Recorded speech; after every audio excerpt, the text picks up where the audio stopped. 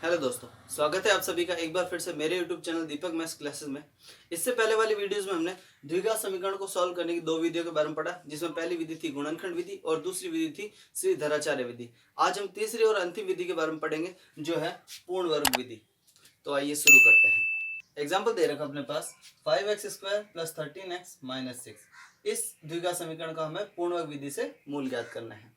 तो जब भी पूर्ण वर्ग विधि से किसी समीकरण के मूल ज्ञात करने हो तो विधि इस प्रकार है कि सबसे पहले आपको जो भी x² का गुणांक दे रखा है उसका भाग देना है सभी पदों में। मतलब यहाँ पे जो तीन पद दे रखे हैं उन तीनों में आपको x² के गुणांक का भाग देना है। दूसरा कि जो भी अचर पद आया अपने पास, यानी भाग देने के बाद जो भी अचर पद बचता है उसको भेजना है दाएं पक्ष में। ठीक है। और तीसरा काम ये करना है कि जो भी x का गुणांक बचता है अपने पास उसका आधा करके उसका वर्ग दोनों तरफ जोड़ना है। तो आइए करके देखते हैं। सबसे पहले जो x² का गुणांक है उसका भाग देंगे हम तीनों पदों में। मतलब 5 का भाग इसमें भी, 5 का भाग इसमें भी और 5 का भाग इसमें भी। दूसरा काम अब अगर करते हैं तो काट देने हैं और नहीं करते हैं तो वैसा का वैसा रखना है। 13/5x और -6/5 और इधर बचेगा 0। अब दूसरा काम ये करना है कि जो भी अचर पद बचा अपने पास उस अचर पद को भेजना है दाएं पक्ष में। तो ये बन जाएगा अपने पास x² + 13/5x इक्वल टू, ये माइनस का उधर चला गया तो प्लस में बन जाएगा और ये हो गया प्लस का 6/5।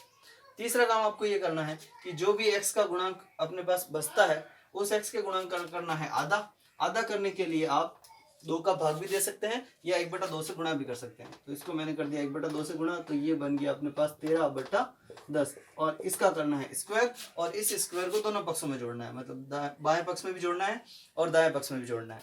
तो यहाँ पे मिलेगा हमें x² + 13/5x और प्लस स्क्वायर जोड़ेंगे तो ये हो जाएगा 13/10 का होल स्क्वायर इक्वल टू, इधर भी जोड़ना है 13/5 का 13/10 का होल स्क्वायर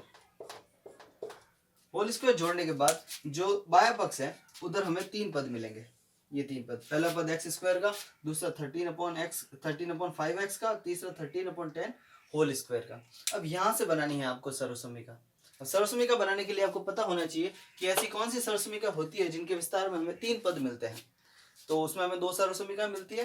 पहली सर्वसमीका जो है a + b का होल स्क्वायर, जिसके विस्तार में हमें तीन पद मिलते हैं a² + 2ab + b²। और दूसरी सर्वसमीका है a - b का होल स्क्वायर, जिसके विस्तार में हमें मिलते हैं a² - 2ab और प्लस b का होल स्क्वायर। अब इनके जो भी विस्तार आए उन विस्तारों की तुलना करनी है इन तीनों पदों से कि किसके जैसा दिख रहा है। जिसके जैसा दिख रहा है वो सर्वसमीका बन जाएगी। तो यहाँ पे जो अपने तीन पद थे तीनों ही पदों में प्लस है और यहाँ पे इस सर्वसमीका के तीनों ही पदों में प्लस है। मतलब अपनी सर्वसमीका बनेगी a + b का होल स्क्वायर। अब ये सर्वसमीका बनाने के लिए यहाँ से हमें a और b का मान निकालना पड़ेगा और a और b का मान निकालने के लिए इन तीनों पदों की तुलना करनी है इनसे। मतलब a² की तुलना करनी है इससे ताकि a का मान मिल जाएगा और b² की तुलना करनी है इससे जिससे b का मान मिल जाएगा। तो तुलना करने पर जब a² की तुलना x² से की तो a का मान मिला हमें x, और जब b² की तुलना तीसरा पद 13/10 के होल स्क्वायर से की तो b का मान मिला हमें 13/10 का होल स्क्वायर। मतलब इन तीनों पदों को हम लिख सकते हैं x + 13/10 का होल स्क्वायर। तो वो लिखेंगे तो यहाँ पे अपनी सर्वसमीका बन जाएगी a का मान x + b का मान 13/10 का होल स्क्वायर। और इधर ये है जो इसको करेंगे सॉल्व। 6/5 + 13 का स्क्वायर किया तो 169 और 10 का स्क्वायर किया तो 100। ठीक है। अब ये है जो रहेगा यहाँ पे x + 13/10 का होल स्क्वायर इक्वल टू, इसको करेंगे सॉल्व। 5 और 100 का एलसीएम आ जाएगा 100। 5 का भाग 100 में दिया तो 20 बार, 20 को 6 से गुणा किया तो आ जाएगा 120 प्लस 100 का भाग 100 में एक बार, 1 को 169 से गुणा किया तो ये आएगा 169। ये बचेगा अपने पास है जो x + 13/10 का होल स्क्वायर इक्वल टू, यहाँ पे बचेगा अपने पास 9628 और 289/100। ठीक है। यहाँ तक करने के बाद आपको हटाना है दूसरी तरफ से स्क्वायर। मतलब अपने पास अब बचे हैं x + 13/10 का होल स्क्वायर इक्वल टू 289 और अपॉन में 100।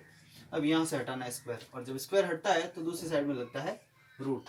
ठीक है, अब अगर उनका रूट निकलता है तो आपको रूट निकालना है। 13/10 रूट निकाला, 289 का रूट निकलता है 17 और 100 का रूट निकलता है 10। और जब भी हम किसी संख्या का रूट निकालते हैं तो उसके आगे प्लस और माइनस के साइन लगते हैं, क्योंकि प्लस का स्क्वायर करने पर भी यही आएगी और माइनस का स्क्वायर करने पर भी यही आएगी। ठीक है, अब यहाँ तक करने के बाद आपको मूल ज्ञात करने हैं कि कौन कौन से मूल होंगे। मूल ज्ञात करने के लिए ये जो 13/10 आया उसको भेजना है उस तरफ, तो ये हो जाएगा h equal two plus minus 17/10 और ये चला जाएगा माइनस में 13/10। अब द्विघात समीकरण था, मतलब इसके दो मूल निकलेंगे। दो मूल निकालने के लिए जो प्लस माइनस था वहां पे एक बार प्लस लेना है, एक बार माइनस लेना है। तो पहले लिखेंगे प्लस लेने पर, तो प्लस लेने पर ये आ जाएगा x equal to 17/10 minus 13/10। Solve करेंगे, इनका एलसीएम आ जाएगा 10, 10 का भाग 10 में एक बार तो 17 माइनस 13, और 17 में से 13 गया, बचेगा 4/10। और इसको जो काट देंगे तो ये x का मान बच जाएगा 2/5, यानी x का पहला मूल आ गया 2/5। अब दूसरा मूल ज्ञात करने के लिए जहाँ पे प्लस लिया था वहां लेना है आपको माइनस, तो हो जाएगा x इक्वल टू माइनस 17/10 और माइनस 13/10। इनका एलसीएम लेंगे तो आएगा 10, 10 का भाग वही 10 में एक बार तो बचा माइनस 17, और 10 का भाग 10 में एक बार तो बचा माइनस 13। इन दोनों को जोड़ा तो आया माइनस का 30 और नीचे है 10। जब 10 का भाग देंगे तो 0 हट जाएगा, तो x का दूसरा मान हो गया -3। ये है x के दो मूल, पहला मूल 2/5, दूसरा मूल -3। ये है पूर्ण वर्ग विधि। तो ये थी पूर्ण वर्ग विधि।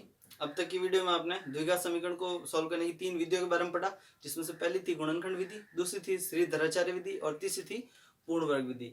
अगर ये वीडियो आपको पसंद आया है तो लाइक कीजिए, अपने दोस्तों के साथ शेयर कीजिए और चैनल को सब्सक्राइब कीजिए। Thank you.